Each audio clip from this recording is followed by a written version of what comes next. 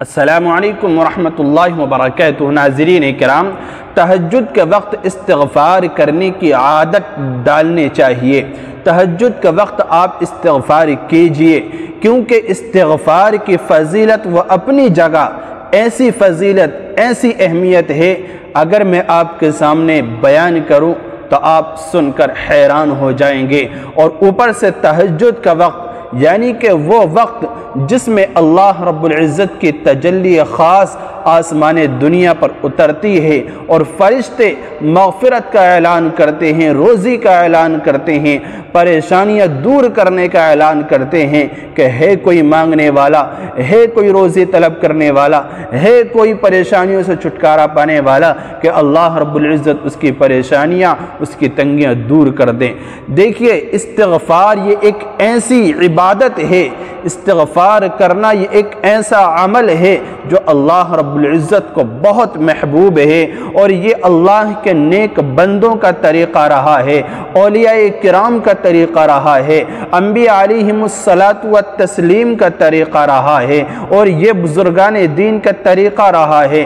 خود اللہ تعالی نے قرآن کریم کے اندر نیک لوگوں کی تعریف کرتے ہوئے، استغفار کرنے والوں کی تعریف کرتے ہوئے ارشاد فرمایا، کانوا قلیلا من اللیل ما یہجعون وبالاسحار ہم یستغفرون۔ تہجد میں جو لوگ استغفار کرتے ہیں، اپنے نرم نرم بستروں کو چھوڑ کر اللہ کے حضور وہ توبہ اور استغفار کرتے ہیں، اللہ تعالی نے ان کی تعریف فرمائی، ان کی مدح فرمائی، فرمایا بہت کم ایسے لوگ ہیں جو راتوں کو اپنے بستروں سے الگ رہتے ہیں، اور تہجد کے وقت، سحری کے وقت وہ استغفار کا اہتمام کرتے ہیں۔ میرے بھائیوں، بزرگوں، دوستوں اور میری بہنوں، استغفار کے لیے تہجد کے وقت کا انتخاب کرنا یہ بہت کم لوگوں کو نصیب ہوتا ہے۔ پتہ ہے، حضرت یعقوب علیہ السلام اللہ رب العزت کے حضور استغفار کرنے کے لیے وہ تہجد کے وقت کا انتظار کیا کرتے تھے،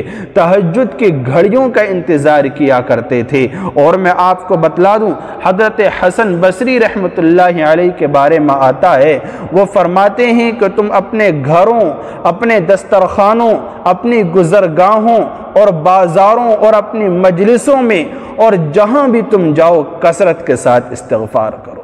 حضرت حسن بصری رحمۃ اللہ علیہ فرماتے ہیں کہ تم ہر جگہ جہاں بھی جاؤ کثرت کے ساتھ استغفار کرو، کیونکہ تم نہیں جانتے کہ کب اللہ رب العزت کی طرف سے مغفرت نازل ہو جائے۔ اس لیے فرمایا کہ تم ہر جگہ ہر وقت استغفار کا اہتمام کرو، خصوصاً تہجد کے وقت استغفار کرنے کی عادت بناؤ۔ اور یاد رکھنا، اللہ رب العزت کا قاعدہ ہے کہ جب کسی بستی پر اللہ تعالی عذاب بھیجنے کا ارادہ کرتا ہے اور اس بستی میں کوئی بندہ یا اللہ کی کوئی بندی استغفار کر رہی ہوتی ہے،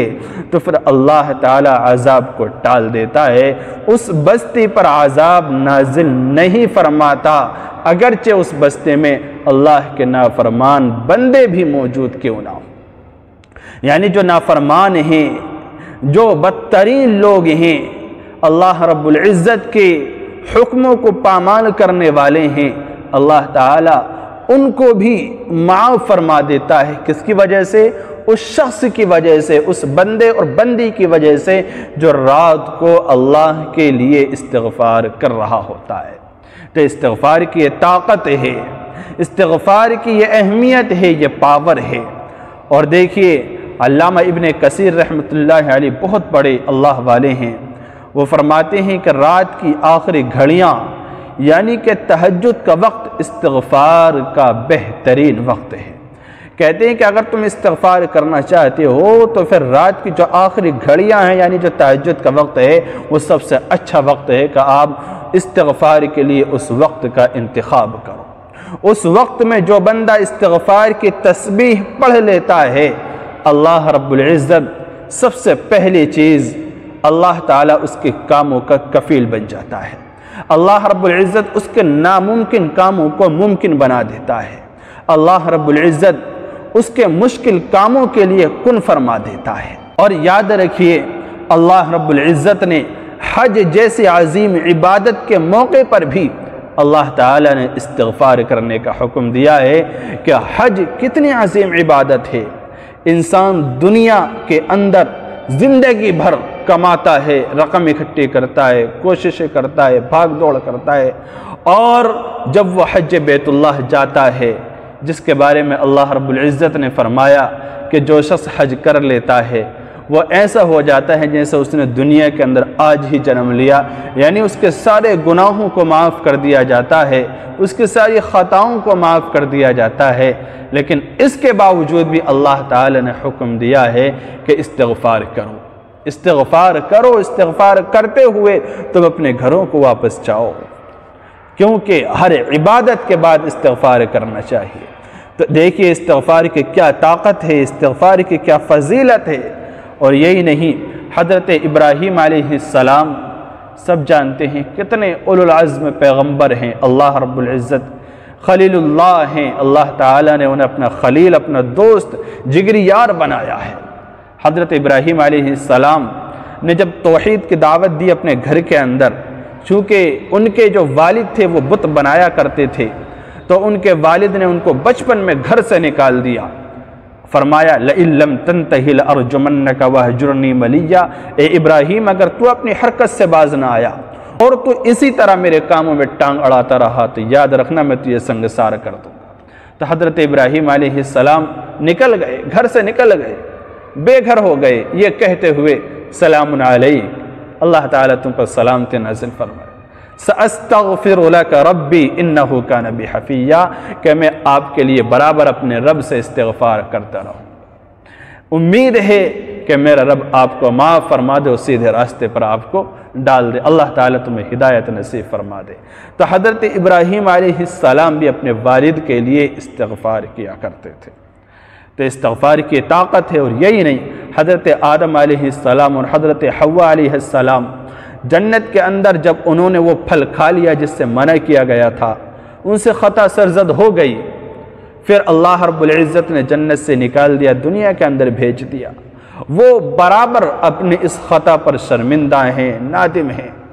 اللہ رب العزت کو منانے کی کوشش کر رہے ہیں، معافی کی کوشش کر رہے ہیں۔ اللہ رب العزت نے یہ الفاظ ان کو سکھلائے، یہ الفاظ سکھلائے استغفار کے، ربنا ظلمنا انفسنا وَإِن لَّمْ تَغْفِرْ لَنَا وَتَرْحَمْنَا لَنَكُونَنَّ مِنَ الْخَاسِرِينَ، اے اللہ ہم نے اپنی جانوں پر ظلم کیا ہے، ربنا ظلمنا انفسنا وَإِن لَّمْ تَغْفِرْ لَنَا، اے اللہ اگر تو نے ہمیں معاف نہیں کیا، تو نے ہماری مغفرت نہیں فرمائی تو ہم برباد ہو جائیں گے، وَإِن لَّمْ تَغْفِرْ لَنَا وَتَرْحَمْنَا، اور تو نے رحم و کرم کا معاملہ نہیں کیا، لَنَكُونَنَّ مِنَ الْخَاسِرِينَ، تو ہم خسارے میں ہو جائیں گے، ہم برباد ہو جائیں گے۔ تو حضرت آدم علیہ السلام نے بھی استغفار کیا ہے، اور یہ استغفار کے الفاظ اللہ رب العزت نے ان کو سکھلائے۔ تو میرے بھائیو، بزرگو، دوست، استغفار کی یہ طاقت ہے، یہ پاور ہے، اور استغفار کرنے کے لیے، استغفار پڑھنے کے لیے سب سے افضل، سب سے بہترین وقت ہے تہجد کا وقت۔ ویسے تو استغفار کبھی بھی کر سکتے ہیں، آپ استغفار تہجد کے وقت اگر کرنے لگیں گے، اللہ رب العزت آپ کی مرادوں کو پورا فرما دے گا۔ اور میں نے پہلے کہا کہ اللہ تعالیٰ سب سے پہلی چیز جو آپ کو عطا کرے گا وہ یہ ہے کہ اللہ رب العزت آپ کے کاموں کا کفیل بن جائے گا، اللہ تعالیٰ آپ کے تمام ناممکن کاموں پر ممکن کی مہر لگا دے گا اور کن فرما دے گا، اللہ تعالیٰ آپ کی مرادوں کو پورا فرما دے گا۔ تو ایک استغفار کی تسبیح تہجد میں پڑھنے کا اہتمام کریں، استغفر اللہ پڑھیں، یا استغفر اللہ الذی لا الہ الا هو الحی القیوم یہ پڑھیں،